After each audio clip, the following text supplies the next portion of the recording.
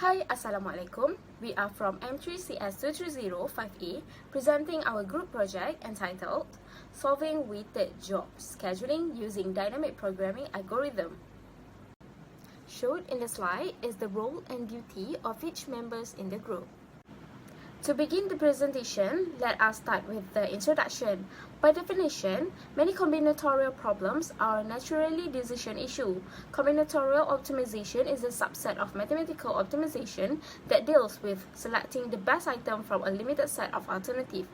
TSP, MST, and knapsacks are the example of combinatorial optimization problems. Algorithm theory, algorithm design, and computational complexity are the topics in operations research.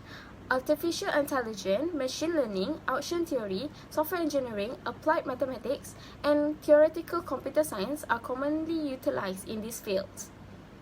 While dynamic programming is both a mathematical and computer programming technique, from Eurospace engineering to economics, Richard Bellman's approach is used widely. In both cases, it means recursively breaking down a complex problem into smaller subproblems to simplify it. While some choices cannot be resolved recursively, many can. Also, in computer science, a problem is said to have optimal substructure if it can be solved optimally by breaking it down into subproblems and solving them recursively. One of the common scheduling problems is to schedule the jobs on a day so as to maximize the amount of salary considering the time it takes for the job to be completed. This is because every job consists of a start time and end time, which must be performed in a given time, and the amount of salary that can be obtained in each task must be considered. The constraints for the job problem are: firstly, there is no task for a job can be started until the previous task for that job is completed.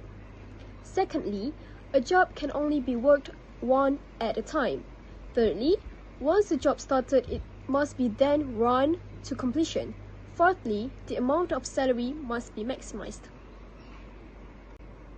The solution for this problem is by using dynamic programming, where the solution is similar to the 0-1 knapsack problem. The way to solve this problem is by making a table that stores solutions of subproblems. For the algorithm, the input is number of job, start time, end time, and the salary for the job. The output will be the maximum salary from the jobs. Moving on to the pseudocode, the first step is start. Step 2 is enter the number of jobs, start time, end time, and salary for the jobs. Step 3 is to sort job lists according to their ending time, followed by step 4, find the index of the nearest job which is not conflicting. Next, step 5, find salary by adding current index salary for non-conflict jobs.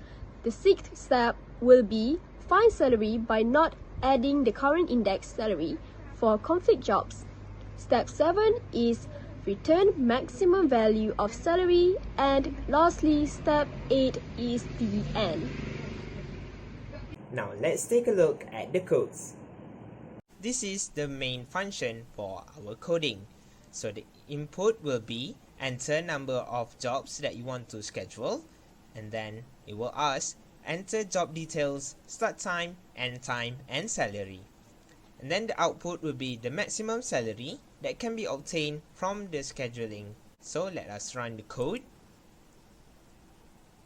So here it will ask enter number of jobs that you want to schedule. For example, we have 4 jobs. And then it will ask enter job details, start time, end time, and salary. For example, for job 1 is time 0, and then end time will be 6, and the schedule and the salary will be 60. And the fourth and final job will start at 1 and at 4, and the salary is around 30 ringgit. So we press enter, and the maximum salary is 70 ringgit. That is, as we can see, it has chosen the job for job 2, job 3, and job 4.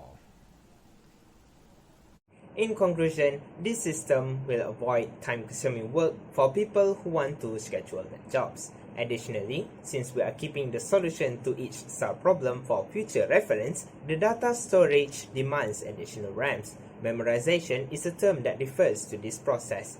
Multiple identical subproblems may exist inside a larger problem. Each problem is resolved in a single step. This avoids the additional processing overhead. One of the benefits of dynamic programming is that it accelerates processing by referencing previously computed values. It decreases the number of lines of code since it is a recursive programming method. In general, dynamic programming has been shown to minimize time complexity by encapsulating data and accelerating the execution process. That is all from us. Thank you.